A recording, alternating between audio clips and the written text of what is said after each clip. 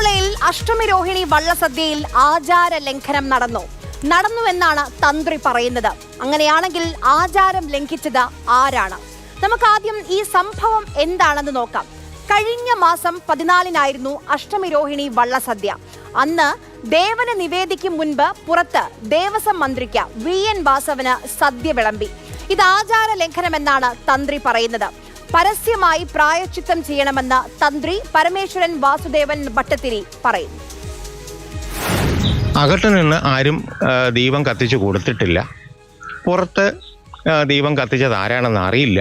ഇങ്ങനെയൊക്കെയായിരുന്നു എനിക്ക് തന്ന യേശുയുടെ മറുപടി. അതിനാണ് ഞാൻ മറുപടി കൊടുത്തത്. ആദ്യത്തെ കത്തിൽ പ്രായശ്ചിത്തം ചെയ്യേണ്ടതുണ്ടോ എന്നൊരു ചോദ്യവും ഉണ്ടായിരുന്നു. ഇത് രണ്ടും കൂടെ നോക്കുമ്പോൾ ഇത് പ്രായശ്ചിത്ത വിഷയമാണ്. ഷഡ്യബന്ധിതമായ ഒരു പ്രായശ്ചിത്തം നിശ്ചയിച്ചു. എന്താണ് പ്രായശ്ചിത്തം? 11 പറ അരിയുടെ സദ്യ വെക്കണം. തിടപ്പള്ളിയിൽ 1 പറ അരിയുടെ നേദ്യവും 4 കറിയും ഉണ്ടാക്കണം. സദ്യ ദേവന സമർപ്പിച്ച ശേഷം എല്ലാവർക്കും വിളമ്പണം. വരും കാലങ്ങളിൽ വിധിപരമായി സദ്യ നടത്തിക്കൊള്ളാമെന്നും സത്യം ചെയ്യണം. ഇതാണ് തന്ത്രി പറയുന്ന പരിഹാരം. അകത്ത് ഭഗവാന് തന്റെ ആ തിടപ്പള്ളിയിൽ 1 പറ അരിയും 4 കറി നിവേദ്യം ഉച്ചപൂജ തന്ത്രിമുഖമായിട്ട് കഴിക്കുകയും ദേവന്റെ മുമ്പിൽ വീണ്ടും ഒരു ബോധ്യപ്പെടുത്തലാണ്. മേലിൽ അങ്ങനെ ഉണ്ടാവുകയുള്ളൂ എന്ന് എഴുതി തൃപ്പടിയിൽ സമർപ്പിച്ച് അത് ദേവസ്വം അധികാരികൾ അതെടുത്ത് നടപടിയിലാക്കുകയാണ്. എന്നാൽ മന്ത്രി അടക്കമുള്ളവർക്ക് നൽകിയത് വള്ളസദ്യ അല്ല എന്നാണ് പള്ളിയോട സേവാ സംഘം ഇന്നലെ പറഞ്ഞത്. ലംഘനം എന്ന് പറയുന്നത് വള്ളസദ്യകളൊന്നും നേരത്തെ തുടങ്ങിയിട്ടില്ല. 12 മണി കഴിഞ്ഞിട്ടാണ് വള്ളങ്ങളെല്ലാം വരികയും വള്ളസദ്യ നടക്കുകയും ചെയ്തത്. അതാണ് ആചാരത്തിൻ്റെ ഭാഗമായിട്ടുള്ളത്. ഈ വാസവനൊക്കെ കൊടുക്കുന്ന ഊട്ടുവരയിൽ കൊടുക്കുന്ന പാകം വള്ളസദ്യയുടെ ഭാഗമാണോ എന്ന് എനിക്കറിഞ്ഞുകൂടാ. അത് വള്ളസദ്യയുടെ പാട്ടില്ല, ആചാരമില്ല, കരക്കാരില്ല, വള്ളമില്ല, ഒന്നുമില്ല. ഇന്ന് കഥ മാറി. വള്ളസദ്യയിലെ ആചാര ലംഘനം ചൂണ്ടിക്കാട്ടി തന്ത്രിയെ സമീപിച്ചത് ദേവസ്വം ബോർഡ് തന്നെയാണെന്നറിയുന്നു. ദേവസ്വം ബോർഡിലെ അസിസ്റ്റന്റ് കമ്മീഷണറാണ് തന്ത്രിക്ക് കത്തയക്കുന്നത്. ആചാര ലംഘനം ചൂണ്ടിക്കാണിച്ച് ഇന്നലെ എടുത്ത നിലപാടിൽ നിന്ന് പള്ളിയോട് സംഘം മാറി. ആചാര ലംഘനമാണെന്ന് അവർക്ക് 24 മണിക്കൂറിനുള്ളിൽ ബോധ്യപ്പെട്ടു. ഇത് നടന്നിട്ടുണ്ടെങ്കിൽ ഇതാണ് പരിഹാരക്രിയ എന്നാണ് ലെറ്റർ പറഞ്ഞത്. പല ദിവസവും വള്ളസദ്യകൾ നേരത്തെ നടന്നിട്ടുണ്ട് ഇവിടെ.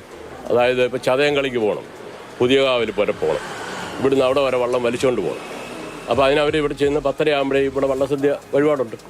വഴിപാടും കഴിച്ചിട്ടാണ് അവർ ഈ ബോട്ട് വല്ലതുമായിട്ട് മേപ്പോട്ട് പോകുന്നത്. അപ്പോൾ ആവശ്യമുണ്ടെങ്കിൽ 10:30 കഴിക്കാറുണ്ട്. ഈ തെറ്റുണ്ടെങ്കിൽ അത് ചൂണ്ടിക്കാണിക്കണം. ഇപ്പോൾ കാണിക്കുന്നത് അങ്ങനെ ശരിയാണെങ്കിൽ മുമ്പ് ചൂണ്ടിക്കാണിക്കാൻ ഇപ്പം ചൂണ്ടിക്കാണിക്കണം. അത് സന്ദേശമാണെങ്കിൽ താല്പര്യമാണ്. ഇവിടെ മന്ത്രിയെ കുറ്റം പറയാനേ പറ്റില്ല. ആറന്മുളയിലെ ആചാരങ്ങൾ മന്ത്രി അറിയണമെന്നില്ല. പക്ഷേ വർഷങ്ങളായി ആറന്മുള ക്ഷേത്രത്തിലെ ചിട്ടവട്ടങ്ങൾ അറിയുന്ന പള്ളിയോട സംഘത്തിന് ഇതെന്തു പറ്റി? ആരും കാണാതെ വന്ന സദ്യ കഴിച്ചു പോയതല്ലല്ലോ മന്ത്രി. ആചാരം പറഞ്ഞാൽ മന്ത്രി സദ്യ വേണമെന്ന് വാശി പിടിക്കുമോ? ഇല്ലല്ലോ. ദേവസ്വം പ്രസിഡന്റ് കൃത്യമായി ഇക്കാര്യങ്ങൾ പറയുന്നുണ്ട്.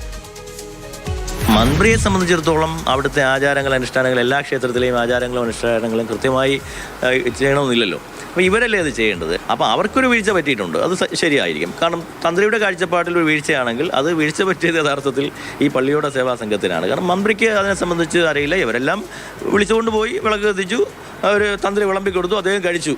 അതല്ലാതെ അദ്ദേഹത്തിന് എന്താ തെറ്റ് പറയാൻ പറ്റുക? എന്തെങ്കിലും വീഴ്ച ഉണ്ടായിട്ടുണ്ടെങ്കിൽ അത് തന്ത്രിയാണ് തീരുമാനിക്കേണ്ടത്. ശരിയാണ്. ഇത്തവണ ഇത് ആദ്യത്തെ പ്രശ്നമല്ല. പള്ളിയോടം സംഘവും ദേവസ്വം ബോർഡും തമ്മിലുണ്ടാകുന്നത്. പൈസ അടച്ചാൽ ആർക്കും വള്ളസദ്യ എന്ന ബോർഡ് നിലപാടിനെ പരസ്യമായി തന്നെ പള്ളിയോട സംഘം ചോദ്യം ചെയ്തിരുന്നു. ഇതെന്താ ഹോട്ടൽ ഭക്ഷണമാണോ എന്നുവരെ പള്ളിയോട സംഘം ചോദിച്ചു.